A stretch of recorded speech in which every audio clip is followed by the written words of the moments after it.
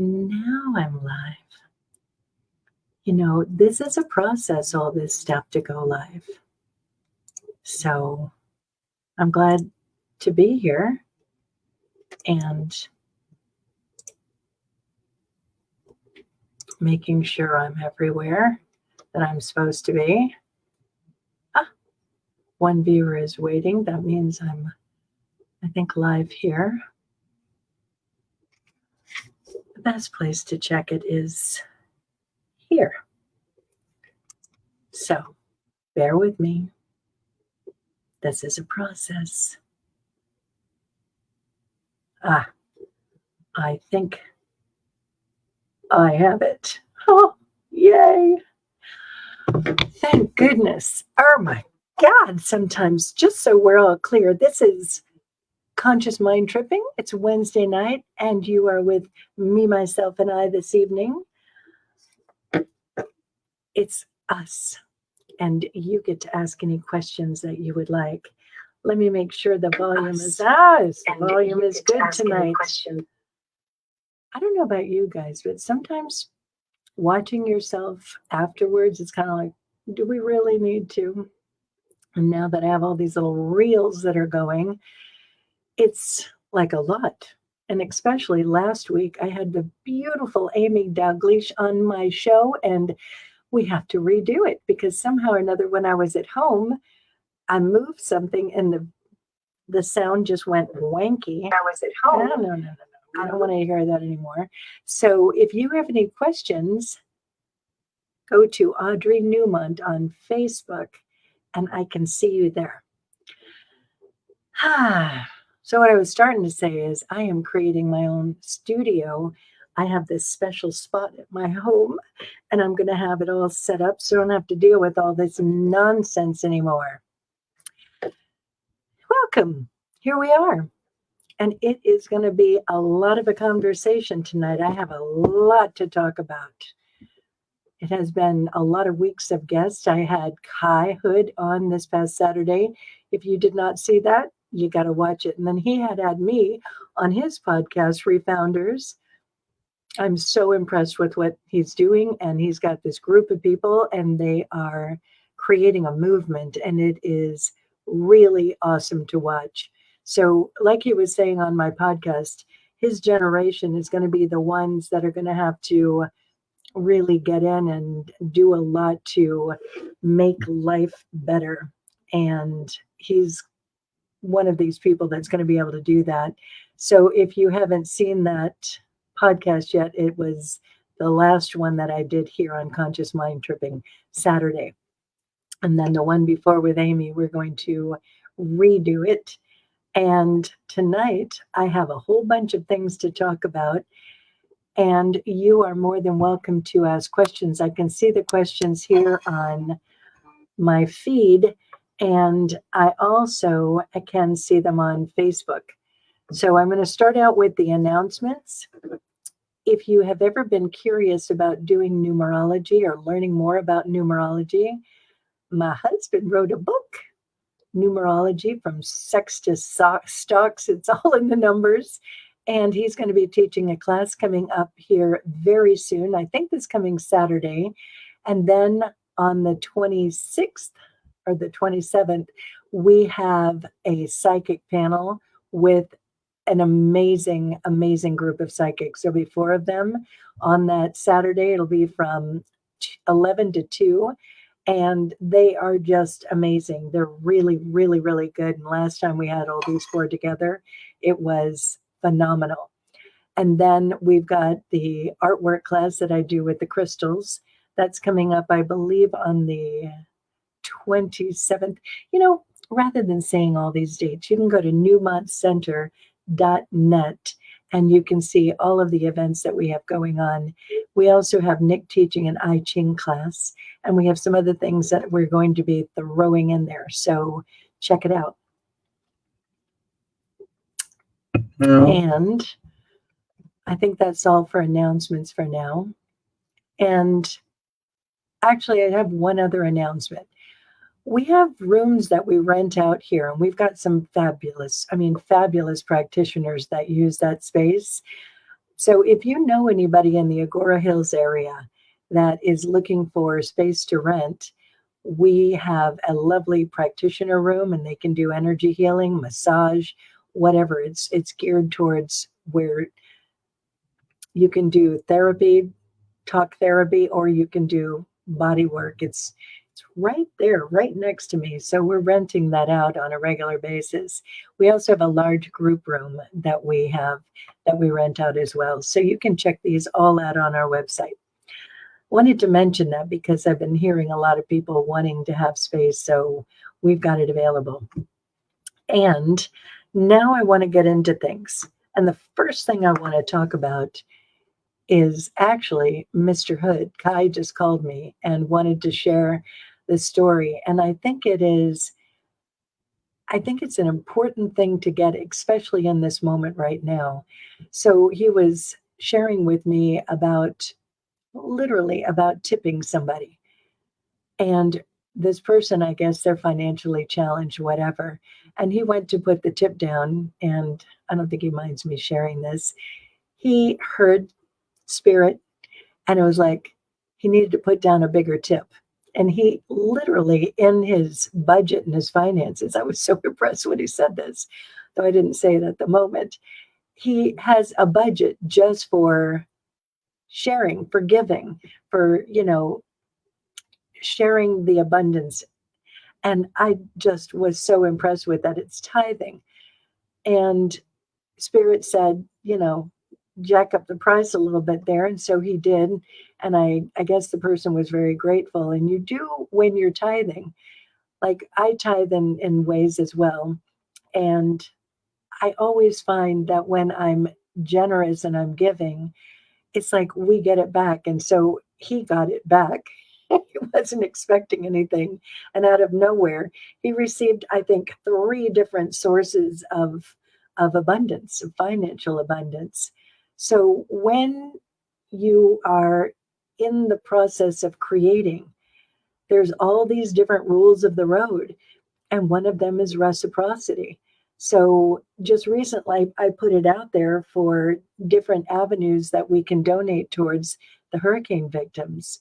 And I think that sometimes people are like, oh, I'm a little financially strapped here or there or whatever. And when you are giving from the heart and there is this flow of money going out, there's going to be another flow of money coming in. We're in that reciprocity of life. And I see this all the time. In fact, Nick has some really good stories about all of that as well. So it's really important if you find yourself, oh, I can't give because, really check yourself and give from the heart. And it is amazing how the universe conspires to not only give back to you, but then some. So I wanted to share that because we're going into the holiday season, and especially right now, there's a lot of people in need, a lot of people in need. So if you can give, great. If you can give in any way of service, that's reciprocity. However it is that you can assist fellow mankind, that is always a really good thing to do. So just wanted to share that first because I just got that phone call and I was wildly impressed. I'm actually very impressed with not only Kai, I work with a fair amount of people in that age range, from like 18 till, I don't know, in their 26-ish. I really love working with that range, especially the 19, 20, 21s. They are in the moment of really figuring out who they are, checking what they want to do with a career and just doing what they do. And when they're in my chair and they're learning the tools that I teach at such a young age, it's like you're setting yourself up for a foundation of great things to happen. So I wanted to share something that just also happened today. I have a client, these people are all anonymous, and we're working together, and there's somebody that they would like for somebody close to them that they wanted to have me work with them. And so this person had said to them, well, I don't think she can change my mind. I've got my things set and I'm all good to go on a level in their life. And this is a young person. And I looked at her and I said, actually, I don't change anybody's mind. I never change anybody's mind. I give people the tools to change your own mind. That's what I do. But I'm never going to change anybody's mind. It's not my job. It's not my job to do a lot of things. My main thing that I do with people is give tools to understand how your mind works. That's the controller of you, and how to use your feelings, not push them away. And I teach people how to be more conscious in their lives. So when they were saying that this person was like, I don't think that she can, change my mind, it's like, no, I can't. I never do. That's not what I'm about. And I think somebody or people have an idea that when you go to a hypnotherapist, that we're snapping our fingers and we're literally getting you on the other side of things just by us doing it for you, going into your subconscious mind and rearranging things for you. And to be clear, we can do that.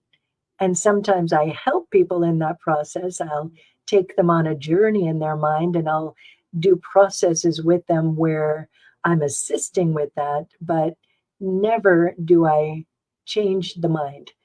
And I learned that a long time ago, and maybe you've heard the story around it. It's somebody came in years ago and they had a really bad time, and they were like, oh my God, you've got to hypnotize me and fix this. And it was like, no. So when you are understanding how your mind works, and more importantly, how your emotions work with your mind, then you're going to change everything. And the other part of it, when these kids are coming in, I say kids because I'm about to turn 62, and to me they're kids, but they're young adults. They are in the front seat of their car and they're adults and they're absolutely driving. So when they are learning, when any of them are learning, it's a process. And I had somebody else that I was working with today, and I want you to get this because Kai was talking about this on the podcast the other day, and it deserves more conversation. When you're first doing this work, it is a big deal. There's a lot that people don't know. There's a lot that it's like they've just been in their lives and they think they're anxious, or they think that they're not valuable, they're not worthy. They have issues with friends, issues with work, issues with their health, all of these things that are going on in a life. And literally, most people have no idea that there is even an ability to change it. They just think, I was dealt this hand. This is just what things are. And the amount of people who have literally said to me, it's just the way my brain works. It's super important to get. And I told this one client today, one of the younger ones, I said, when you went to school, you didn't learn all of this stuff because the person that had said to her, they can't change my mind, they also didn't really understand what was happening in session here. I think a lot of times people think you go to therapy and you're sitting there and you're just dumping this stuff, and this is my life and this is what's happened and all this stuff. And in that first session in particular, I do want to hear that, and I'll be taking notes, and I'm kind of in my notes, I'm looking at your 0 to 8. I'm looking at your timeline. I'm looking at what has created this moment that you're in at this point. What's the program? What are you running? And so, like I was telling this client today, it's like, you didn't learn in school the rules of the road. I've got kids that have gone through school. I've got grandkids. I talk with kids that are in school now, and it is amazing how much we don't learn about how to be in life. And I'm going to get more towards that towards the end of this time with you. So when people are having a session, what they're doing is they're learning new rules of the road. They're learning how to be in the emotions and not dissociate from them, and how to use those emotions to move themselves out of old habits, old beliefs, old ways of being, and literally owning their power. So when you're learning these new rules of the road, this is getting to that thing with that client today that I was talking to. When people first come in, it's like they're right up against the ego, right up against the kid in the back seat. And it is usually, for most people, uncomfortable at the best. But it's also, it's like there's a lot of drama, there's a lot of trauma, there's a lot of unconscious consequences. So when they first come in, I'm showing them, here's the kid in the back seat, the ego, and here's the adult in the front seat. And so they're understanding how to do things better. They're feeling better. They're learning new ways to communicate, new ways to change habits, and to be powerful in their lives. So imagine that there's a bungee cord attached, right? And so they get away from the hard stuff of life and they're feeling better.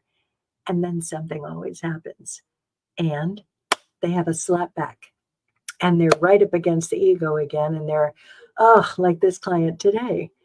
I thought I was doing so good and I was feeling better and things were better. And then I don't know what happened, but I've got this anxiety again and it just doesn't feel good.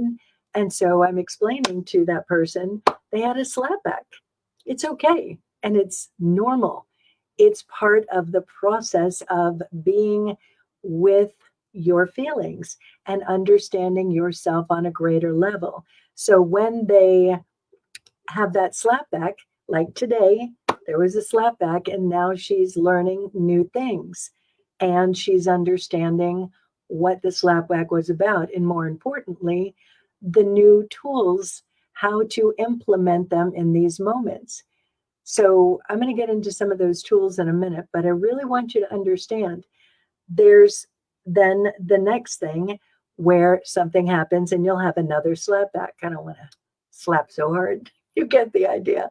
And what happens is people, they feel better and things get better and they get further away from the struggle. And then there will be a big slapback because the cord to the core thing hasn't been cut. When it's cut, you know it. There's not going to be another slapback. There's not going to be another issue with this thing. The lesson is learned. It is like I had a massive slapback years ago and it involved my health. I had a kidney stone. And that was the last slapback that I have had. That was like a hard feeling about my value, about my worth.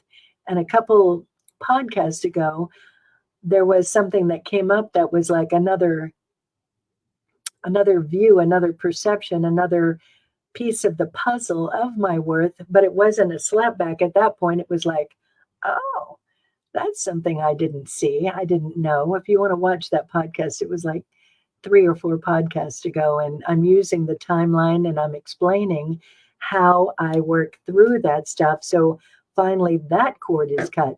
There's all these little cords that attach us to the shit, the programs, all of that stuff that we took on through trauma, through the 0 to 8 programming. So when you are in the process of working through it, some people, they are in their massive anxiety. That's a big one right now. And then they're feeling better. And so they're like, oh, great, I'm done. It's figured out. And it's like, no, but enjoy the feeling better now. And if something comes up, you got to do the tools again. Like, for instance, a lot of people are having anxiety right now. It's a big deal. It's energetically in the air, in our ethers. It's like prevalent. And everybody's like got this antsiness, like something's gonna happen. And to be honest, there's a lot that is happening, and there's a lot that will create this feeling of anxiety. And so for many people, there is anxiety in the middle of the night. And I want to address that because people will just wake up in the middle of the night. They'll have that anxiety and they'll just lay there. I got to get back to sleep. I can't go back to sleep. Oh my God, this is not feeling good. This isn't good. If you wake up in the middle of the night and you have anxiety, there's things to do. Number one, if you want to, pull out your pen and paper. What am I anxious about? What is this? Is it true? That's always the question for anxiety. Literally stopping the car. Is this true? Am I okay? Even if you're ill, am I okay? Because we can be ill and we can still be okay. We can have life threatening things and we can still be okay. So you really want to check yourself. Where am I? Is this thing workable? A lot of times it is. Most of the time it is. So when you're stopping yourself and you're asking yourself those critical thinking questions, is this going to be all right? So you can even look ahead and go, is this going to be right in an hour? I don't know. Is it going to be all right in a week? I don't know. Is it going to be all right in a month? You find that place on your timeline where it's going to be all right and you make it okay then. Another thing that you can do in the middle of the night, put something else in your ear. There's all these amazing books by fabulous people. You can go on my resource page on my website, and all the people there, most of them, pretty sure all of them, have a book that's on Audible. That's what I do. I pop it in my ear. So do anything to put your mind at rest, then your body will go at rest. And anxiety, I'm telling you, it is one of those things where you absolutely have the ability to choose calm. Sometimes it takes a little while, but you have that ability. That's part of the gift of being here with these beautiful hearts. So I really wanted to address that because the other thing with anxiety, and this is something that is, believe it or not, pretty common as well. There's such a belief around anxiety right now that, it's almost like, well, this is who I am. It's not who anybody is. It's an overload of stuff that's going on and an lack of understanding of how to deal with it, and sometimes what actually the emotion is. So if you're struggling with anxiety, anxiety literally is you're here now and you're imagining things that could happen. That's anxiety. I'm just making this very simple. Of course, it's a little bit more complicated, but I like to make things just where we can grab onto it and understand it. So when you're actually in fear, that's a different thing. You're being, in some way, shape, or form, you're not safe. There could be somebody at the door. There could be a moment of fear where you're physically challenged, could be financially challenged. Something's actually happening in the moment. When things are happening in the moment, that's when we literally stop the car and gain that clarity on what can I do right now? Or if it's fear and there's something that's possibly going to happen soon and you see that it's coming, literally, that's when you have to stop it, gain that clarity, gain that as much calm as you can so you can think clearly on the action that you want to take. Sometimes when I'm on my camping trips, there's a part of it where it's like, oh, this could be a little gnarly situation. And I have to look ahead. What will I do? So I'm not anxious. I'm not in fear. I'm literally ready to go. The other thing sometimes with anxiety is it could be suppressed feelings. like anger. I had somebody that I was talking with at a point, and they were like, I'm so anxious. You know, I really got a lot of anxiety going on. It's like, well, what exactly is going on? And as they were telling me everything that was going on, it's like, I think that's more suppressed anger. And it was like a light bulb went off, and it was like, oh my gosh. And she could then discern the difference between anxiety and suppressed anger. So you really want to be clear on where you're at, because any one of those things requires that conscious movement forward. And so you want to be able to discern the difference between what's going on. And for general anxiety, you're asking yourself those critical thinking questions. Is this true? Is it real? What do I want to do about it? What's the solution? So all this stuff, right? Checking out my notes. Okay. I'm going to go into two other things tonight.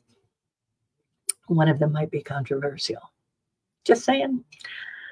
But I think we need to have these conversations. I think that when we aren't looking at things clearly as a community, as a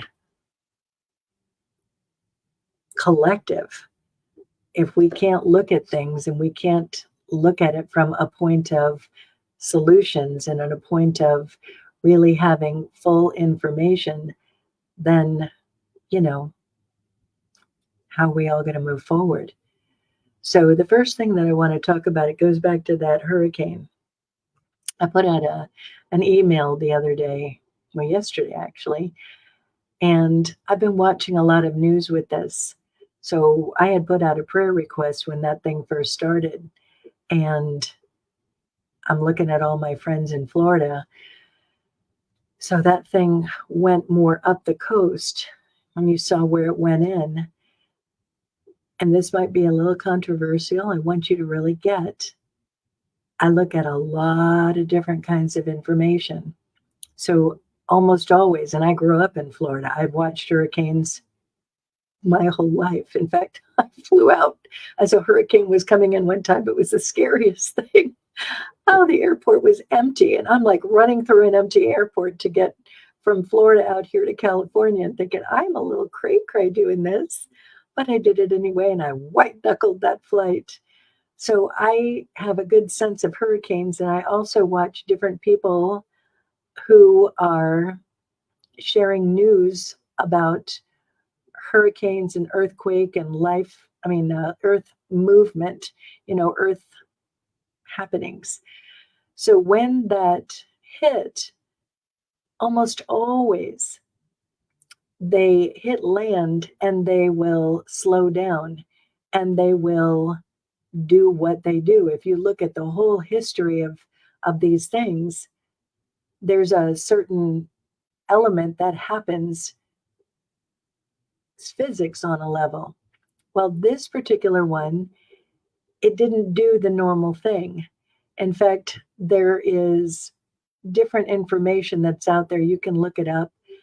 I'm not going to go into all the people right now, but there are people that you can look at that show you on the radar how when it went inland, it did something different. It did something unique. And then it continued to go into North Carolina and to eastern Tennessee and in the Appalachian Mountains. It really, massively affected people. And I watch a lot of videos of these people, and it just, the amount of people that were taken off guard, they had no idea. This has never happened there before. So when you are looking at different people's stories, and there's various ways to do that, you're not going to find that as much on the mainstream. So I have different places where I'm watching all these stories of people, and it's mostly on Twitter, which is now X. So when I'm looking at all these people's stories, it's really important to understand this is something different. So when I'm saying that we really need to be informed, we need to be aware, it's not just that this is happening over there. It is something that's happening and it's not normal. And just because it's happening over there doesn't mean that it can't happen anywhere. So it's important for us all to have an awareness that there are literally weather happenings that are going on. And you can look up, even in the patent office, where they have patents on how to make weather happen. I'm choosing my words carefully. So it's important to understand that as we're all moving forward, when I say that we need to be aware, we need to be conscious, it's because we all have an ability to change these things, to affect these changes, and to make a difference in the future of us right now and our children. And I happen to love my children and the little people very much. So I want this to be a great world for them. So we have to kind of sometimes step behind this idea of it being a theory of any kind and understand there are absolutely things happening. And so when you're looking at what happened there, there's a few reasons why things would happen there. And by the way, this looks very similar to what happened recently in Hawaii. It's looking like a very similar story. And you can look up again the things that happened there and what has happened since, and the lack of response that they are getting from the powers that be.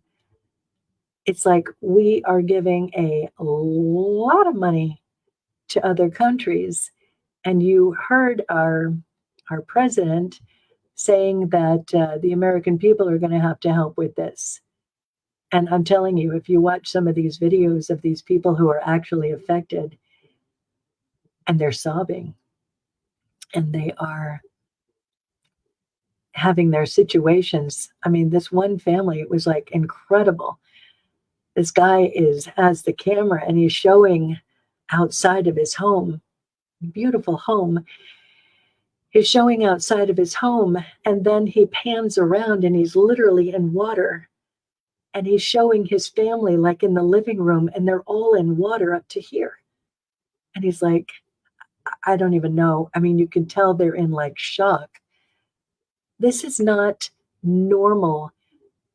So it's important for us all to get this doesn't have to be forever thing, but it has to be something where we all are being aware, we're all being conscious and not in fear around it, in solutions about it. So Nick and I were talking about it earlier, and he said, Audrey, sometimes people can't afford to give, or they can't afford to go there, or they can't afford to do, some of the things that are necessary. But one of the most powerful things that we all do is in prayer. And that's one of those things that I really wish that people understood better. I literally, for me, I just took me a long time to get to prayer. It took me a long time to get to God. But once I did, and once I understood that power, then, oh my gosh, my life really changed. So when we're all coming together as a collective and we're able to witness it, we're able to have our lights on and we're able to see what's going on for these people. It's not that it's over there. I don't want to look at it. I don't want to deal with it. It's right where you are. We're all connected. And it happened in Hawaii. Now it happened in North Carolina and Tennessee and all these other places. It's important that we have this awareness and we hold in prayer that these people are getting the help that they need, that these reasons for this happening are getting revealed, that people are waking up to things that have been going on, that this is again getting revealed. There's been so many different avenues where we have been suppressed. They call it disinformation. They call it whatever it is that they call it because there's an agenda. And it's really important to understand that agenda is just an agenda until it's not, until we are aware and we're coming together as a collective for the best and highest for all humanity. And so it's really important to understand there's an agenda here. As an example, to get these people the help that they need, and I'm not making any of this up, just to be clear, to get people the help that they need, they've got trucks going in on this one particular freeway. And there's many of these trucks that are bringing in supplies that have had their tires slashed. There's many people who want to go in private helicopters. There's this one story in particular with this guy. He wanted to go in. Well, he was going in and he was rescuing people because that's the only way you can rescue. These roads are washed out. These people are living in the mountains. And so he was going in and picking up people. Well, he flew in, he picked up some people, and he told his co-pilot, who is his son, you stay here. I'm going to take these people and I'm going to come back and get you and get some more people. So when he came back into the airport where he was dropping them off, they told him, you can't go in again. He's like, what are you talking about? I'm rescuing people. I'm helping people. Nope, we're going to arrest you if you go in. He's like, what? And his son is in there. So why would they do that? And many of the people who are there are asking, where's all the helicopters? Where's all the help? There's not a lot of help. I mean, you can go online, you can see people like you and me, and they're having these situations. And some of them you don't even know yet because there's no cell phones. There's nothing for them to access, for them to have their word and speak it out to us. So the ones that I'm watching that it's like many of them are like, we don't even understand why we're not having the help that we need. So when I say that there's an agenda, I don't know the ins and outs of all of it, but with anything, in any given moment, consciousness is always revealed. And there is something going on that doesn't add up. It didn't add up in Hawaii, and it doesn't add up here. So we can't just keep turning our head and saying, well, it doesn't affect me. It's not about me. It's about all of us. And to be clear, there's a whole nother thing that's going on. So the ports from Texas all the way up the eastern coast, they're all on strike. Do you know what happens when everything goes on strike? We have created an environment here where most of our supplies come from other countries. And so when the ports are closed, all that food, all of the necessities of life get shut down. And it's a matter of time before that turns into chaos. So when you're looking at these things that are going on, when people don't know the whole story with something and they think this isn't happening to me, this isn't my life, it is. And I'm not saying that to be scary. I'm saying that so that we're empowered with information. It's important to be aware right now, because when you are aware, when you're informed, you're in your power. You have the ability to make conscious choices. If you're busy spending your time rolling around in a game online and you don't know what's going on in the world, and all of a sudden something happens, you're like, well, what just happened here? When you're watching TV that really isn't very beneficial on a regular basis, and you're not watching viable news then something happens and you're like, what just happened here? Like, do you even know that there is this closure of the ports? It's going to affect a lot of people. This brings me to my second part of this conversation tonight, where I have 18 minutes. I have a buddy. My buddy is Gary Stewart, and he is so clever. I love Gary. Years ago, when I was very sick, I met Gary and Jeff Sherman, who is no longer with us. I still miss him. And the three of us did a workshop called GMOs, Toxins, and Solutions. And they taught me so much. I'll never forget, we had dinner one night, and I was just sitting there hearing them, informing myself, and my mouth was, I'm sure, hanging open the whole night. And they were telling me about glyphosate, about aspartame, about this, about that, about all these things I had no idea about. And this was right around the time that I had first gone to Jeff Sherman, my holistic doctor, the very first one. And he's looking at me and he's like, your lymphatic system, it's a mess. So I never went to a doctor after that, but I'm pretty sure that I'd have gone to a doctor, it would have looked like a whole nother story. So they opened up this door for me, and Gary and I have been friends ever since. So he just sent me his book in the mail. Thank you, Gary. And I want to talk about this because as a hypnotherapist, it's all about you as my people learning about your mind. That's the controller of you. You've got your subconscious mind, you've got your critical mind, you've got your conscious mind. You've also got that little area, the primitive mind, where we go into fight, flight, freeze.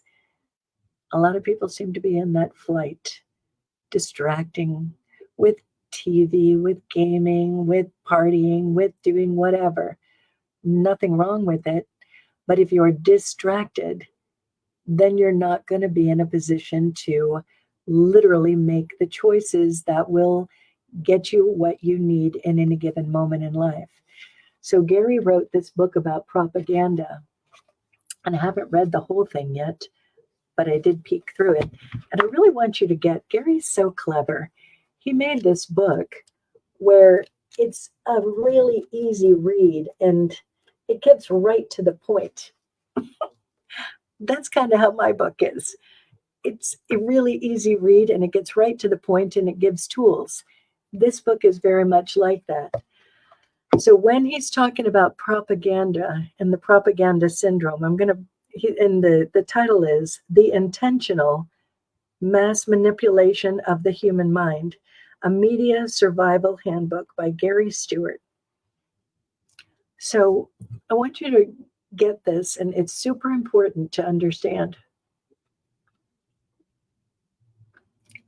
Back in the 1950s, and even before, but it really got ramped up in the 50s because what did we get? Oh, we got TV, and we got all these different ways for us to be distracted.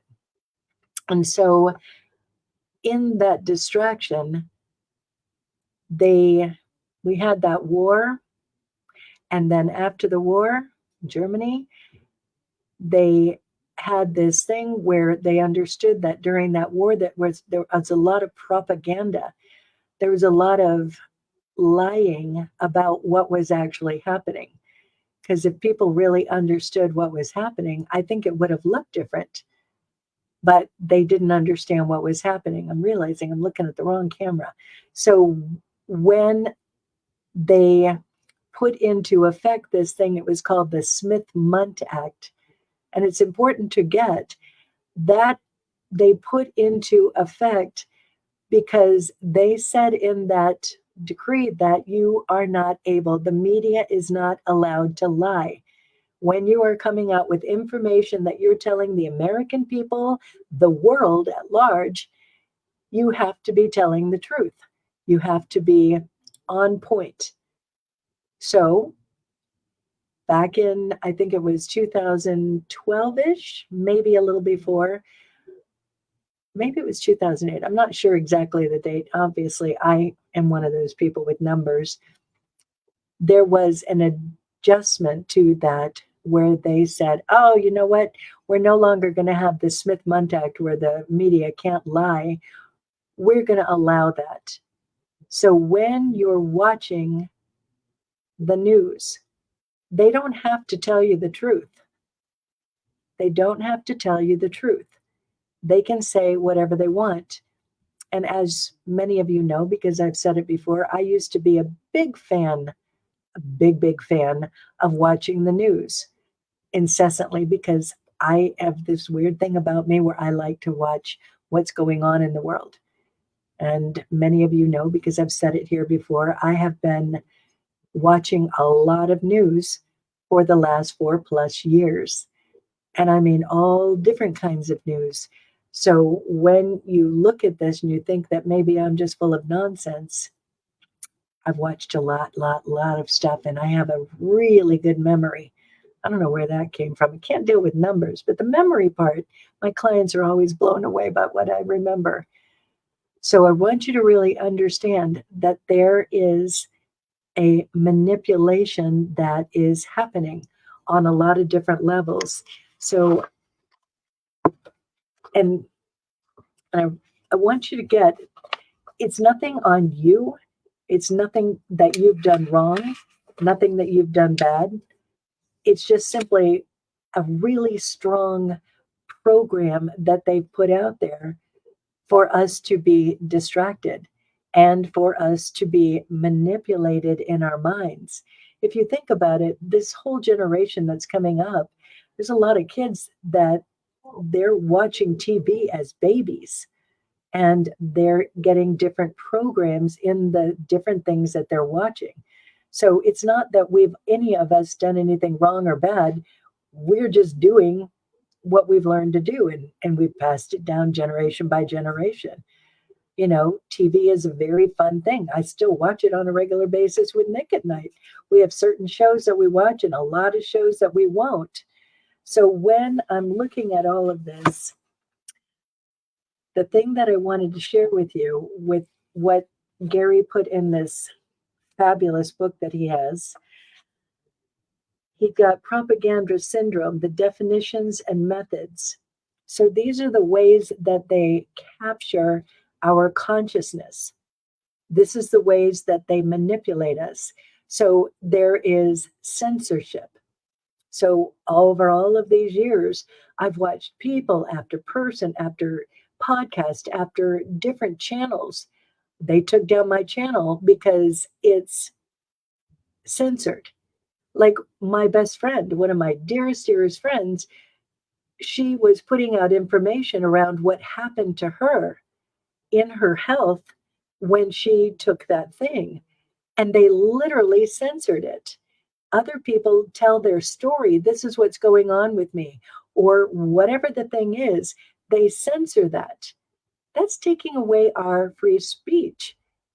So it's important when we're looking at all these kinds of news, there's this part where it's being censored. It's literally, we don't want disinformation. And in reality, it's information, but they don't like it because it goes against the agenda. So you do what you want with all of this stuff, but when you get that we have all been censored, that's why I'm very careful with my words. It means that you start looking for various forms of information because a lot of it has been censored. So if you're watching just one piece of news, that's what they want you to know. And other people who have been censored, they're just sharing what they know. So what makes this person's knowing more important or less, this being less important? You know what I'm saying here. There's a thing called Operation Mockingbird, and this is a real thing. I've been reading about it for years. And this, I'm going to read it carefully. The fact that this agency, not going to mention which one, inspired duplication of thought forms is given to all media. Overt messaging is a tried and true form of manipulation or mind control of the masses. The catchphrase is intended to be heard by all, whether it's on TV, radio, or any other electronic or printed media. The goal is to keep reinforcing the desired public response to the manufactured, programmed false narrative. The emotional message is intentionally put forth to create the desired response in the unsuspecting public mind. A recent one is that democracy is in danger, stated by every media outlet at the close of their programming daily. Who orders this unified broadcast message in all medias, and why? There are these videos that are out there of all these different news channels that are saying exactly the same message, exactly the same thing. So you got to understand, when you're getting a lot of news, it's these people that are telling you this narrative. And a lot of it is propaganda. They want you to be distracted. They want you to believe what they want you to believe. Back when I used to watch the news, oh my gosh, I remember clearly going, well, I really like so and so. He says the facts. And then I woke up and I was like, well, I see a whole bunch of other facts. And those facts are not those facts. And those facts, I dug into them further, were more truthful than those facts. And so when I say that I have been looking at this for a long time, these are the things that I'm seeing. And again, when we are understanding that this is going into our mind, your mind is your controller. Your mind is that thing that makes everything happen. And the three buttons on the top: intention, attention, and perception. So if they're controlling your perception, if they're controlling your attention, there you are. So when you're looking at Operation Mockingbird, look it up. Go and look at it through not the usual channels. Go and look in like DuckDuckGo or a different kind of browser. That's an important part of this because they're manipulating that too. There's brainwashing.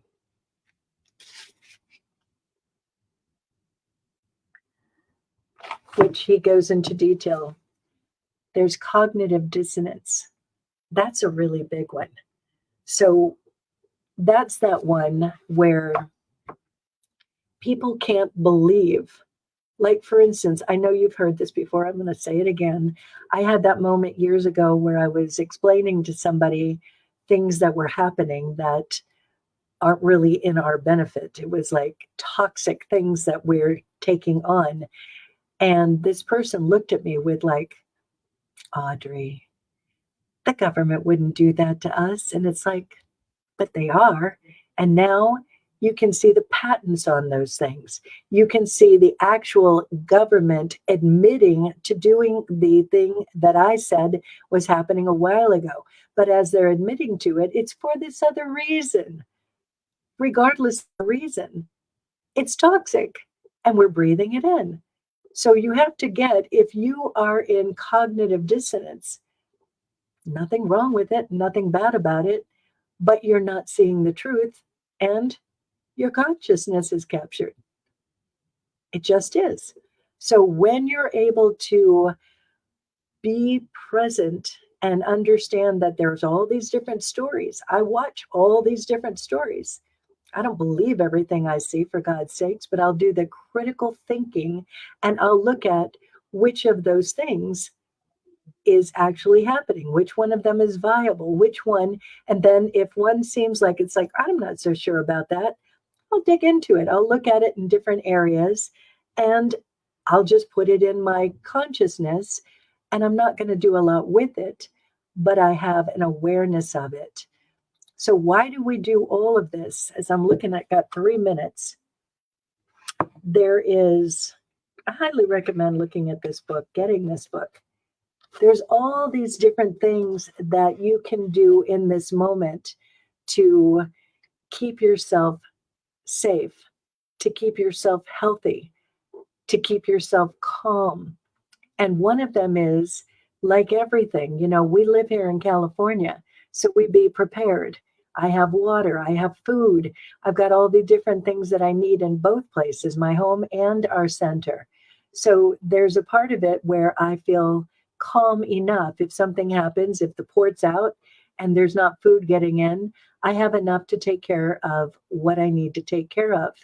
So when you are being aware and you are not distracted, you're not going to be at the effect of things. You're going to have that critical thinking going on and be like, well, is that something I should be doing? Or maybe not. It gives you that ability to be in your power and to do what you need to do in any given moment. But if we're distracted, if we're manipulated, if we're not clear on what's going on or in a lot of fear, fear is a big one. You're in their game when you're in fear.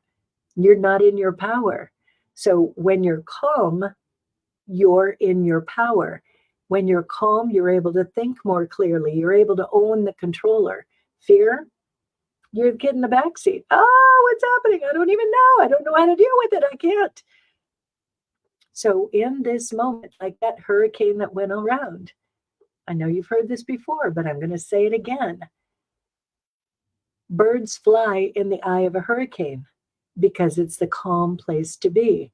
And they're going to get from this place to that place in the calm of the hurricane. And what do hurricanes do? Obviously, they bring stuff up. So there's a lot of stuff coming to the surface right now. There's a lot of information that is happening. Like this whole thing with that celebrity. That in itself is a huge, huge big deal. So when you are in the eye of the storm and you're in your vehicle, you keep your hands and your feet in the vehicle at all time. And you recognize, I am that I am. I am divinely guided. I am divinely protected. And you hold that prayer for all of humanity. And you keep your hands and your feet, not grabbing for that drama or trauma or imagination of what could happen to you. You know, I'm weathering this storm. And you be in that space. You hold that in your prayers. And as you're holding it in your prayers for yourself, you're expanding that prayer out to others. There's a lot of people that need our prayers right now. It's a big moment. So as you're in the moment that we're all in, be in that calm. I have a calm is a choice meditation on my website. You can listen to that. It's less than 18 or less than 20 minutes. So bring yourself back to calm so that you can think more clearly. So you own your controller, so that you are making logical, reasonable, intentional choices. It's a very big moment right now, and we're all in this together. So I'm here for you, and be there for everyone else.